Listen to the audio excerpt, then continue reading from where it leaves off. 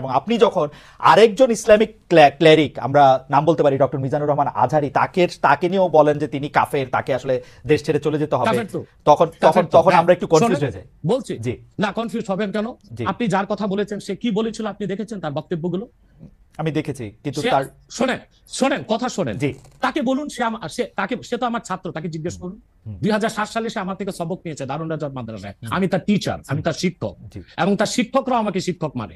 অতএব সে যদি, দেখুন আপনাকে পিছন থেকেই বলতে হচ্ছে, আপনি সময় দিতে হবে আমাকে। আপনি কিন্তু বসে আছেন একা, আমার কিন্তু কয়েক হাজার লোক বসে আছে আমার অপেক্ষায়, একটা শিডিউল প্রোগ্রাম আমি রেখে বসেছি আপনার এখানে। যেহেতু আপনার মাধ্যমে আমার মেসেজটা আমি অনেকের কাছে পৌঁছাতে পারবো। আপনি যে ব্যক্তির নাম নিয়েছেন, তাকে আপনি কি দিয়ে তাকে স্কলার বলবেন? লক্ষ লক্ষ লোক হলে স্কলার হয়? এটা কোনো কথা নয়। দ্বিতীয় কথা হচ্ছে, সে মুফতি নয়। ফতুয়া দেবার অধিকার রাখে মুফতি। স্কলার হওয়া এক জিনিস, ওয়াইজ হওয়া এক জিনিস, মুফতি হওয়া আরেক জিনিস। মানে আমার কথা হচ্ছে, আমি কি গ্র্যান্ড মুফতি বাংলাদেশে? তা আমি বলছি না, এটা বলার অথরিটি আমার নেই। কিন্তু আমার ফতুয়াতে কলম বসাবার মতো 10টা মুফতি আপনি বের করে দেন। এখন অন্য মুফতিরা বলছে না কেন, সেটা একটা সাহসিকতার বিষয় আছে, সেটা আরো কোনো তাদের প্রতিবন্ধকতা থাকতে পারে। যেমন আপনি দেখেছেন আওয়ামী শাসনের সময় দেশের অনেক বড় বড় আলেম শেখ হাসিনার দালালি করেছে, তো তারা কি এমন কোন ফতোয়া দিবে যে সরকার বেকায়দায় পড়ে? এখন অনেক আলেম আছে যেটা বর্তমান সরকারের নির্লজ্জ সমর্থন করে যাচ্ছে, কিন্তু এই সরকার ক্ষমতা আসার পর থেকে আমি শরিয়ার কোরআন সুন্নাহর আলোকে যতটুকু সমালোচনা করা দরকার গঠনমূলক সমালোচনা করে যাচ্ছি। আর আমাদের মতো 2-4-10 জন যারা মিডিয়াতে আছে তারাই কিন্তু দেশের আলেম না। হাজার হাজার আলেম ওলামা পীর মাশায়েখ নীরবে নিভৃতে নির্জনে ইসলামের খেদমত করে যাচ্ছে, তাদের মতামতটাও দেখতে হবে। এখন যারা ফ্রন্টে চলে এসেছে, মিডিয়াতে চলে এসে সেলিব্রিটি হয়ে গেছে, তারাই কি বললো সেটা দেখার বিষয় না। এখানে তো যদি আপনি একটা প্রশ্ন আনেন যে আসলে শাতিনকে ক্ষমা পেতে পারে কিনা, বা রাষ্ট্র যদি শাতিনকে পৃষ্ঠপোষকতা দেয়, তার শাস্তি নির্ধারণ না করে, তাহলে কোনো জনগণ বিচারটা হাতে করতে পারবে কিনা? আপনি দেখুন পৃথিবীতে যত অভ্যুত্থান ও বিপ্লব হয়েছে, জনগণ আইনকে হাতে তুলে নিয়েছে। আপনি 5ই আগস্ট দেখেন, বাংলাদেশে রাষ্ট্র ক্ষমতা যে এসেছে বর্তমান সরকার, এটা গণতান্ত্রিক পদ্ধতিতে হয় নাই, ছাত্র জনতা আইনকে হাতে তুলে নিয়েছিল। এই বিপ্লবকে আপনি অবৈধ বলবেন?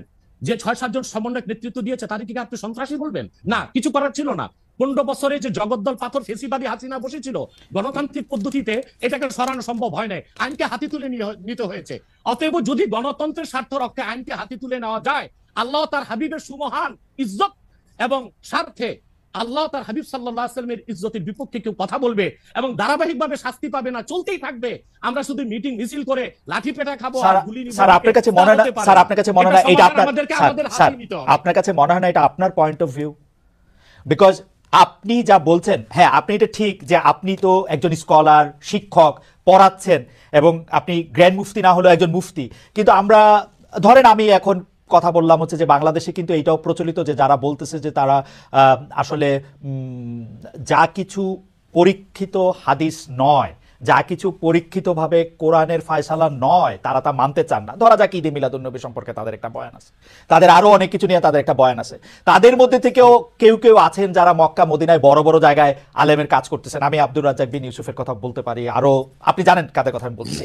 তাদের কেউ কেউ মনে করেন আপনার পথ তো আসলে ঠিক না।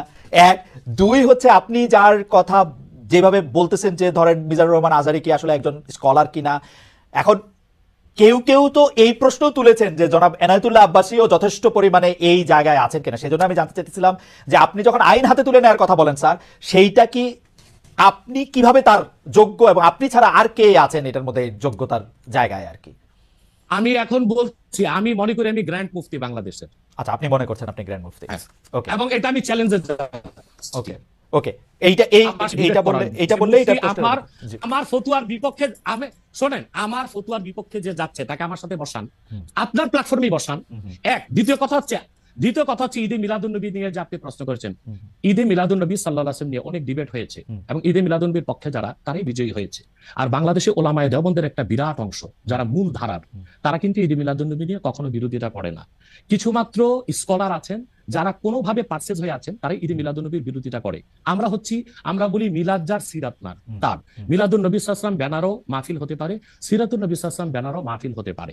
এবং আপনি শুনেছেন আজকে 4 বছর যাবত সৌদি সরকার উচ্চ ওলামা পরিষদ ফতোয়া দিয়েছে যে ঈদে মিলাদুন্নবী উপলক্ষে মাহফিল সৌদি আরবে হবে, এবং 12 রবিউল আউয়াল তারা রাষ্ট্রীয় ছুটি ঘোষণা করে রেখেছে। এবং বাংলাদেশে বর্তমান সরকারও যথেষ্ট আলেম ওলামা আছেন যারা কওমি ঘরানার এবং দেওবন্দ ঘরানার, যাদেরকে আমরা আহলে হক মনে করে থাকি। এবং আমরা মনে করি জৌনপুর, ফুরফুরা, হাসিনা, আহলে সুন্নাত, আলে হক একই ধারাতেই চলে আসছে। তারাও কিন্তু ইসলামিক ফাউন্ডেশনের দায়িত্বে আছে এবং তারা কিন্তু এবারও ঈদে মিলাদুন্নবী ব্যানারে প্রোগ্রাম করেছে এবং আমি সেখানে অংশগ্রহণ করেছিলাম একদিন।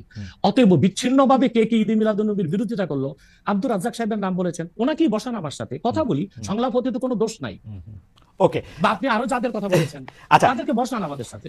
আচ্ছা, আমার এখানে একটা সম্পূরক জাস্ট প্রশ্ন আছে আইনের ব্যাপারে। যেহেতু তেহরিকে খতমে নবুয়তের শাখা যুক্তরাজ্যেও আছে, এখানেও আছে, আপনি একইভাবে এই কথা বা ভারতের পশ্চিমবঙ্গের কথা বলেছেন, এইখানে যেটা বলছেন সেটা কি যুক্তরাজ্য এবং ভারতের পশ্চিমবঙ্গের জন্য প্রযোজ্য? যুক্তরাজ্যেও যদি কেউ এই ধরনের কথা বলে তাকেও কি আপনি এরকম একটা কথা বলবেন বা বলতে পারবেন? জি জি বলবো। আমি যুক্তরাজ্যে যে সাফার করে এসেছি সেটা শোনেন আগে। জি। 2 বছর আগে আমি যুক্তরাজ্যে গিয়েছিলাম। আমার 7টা প্রোগ্রাম ছিল। ওকে। 4টা প্রোগ্রাম করতে পেরেছি, 3টা প্রোগ্রাম আমি করতে পারিনি। এবং সেখানে আমার বিরোধিতা করেছিল নাইজেল ফারাজ।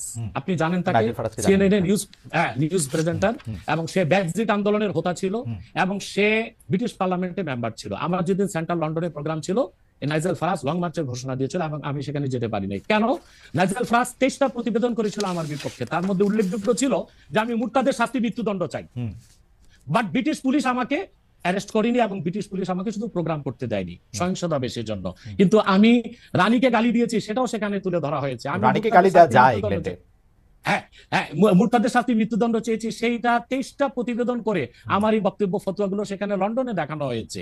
আমি বাংলাদেশে যে চরিত্র, লন্ডনে সেই চরিত্র, পশ্চিম বাংলায় সেই চরিত্র। ওকে।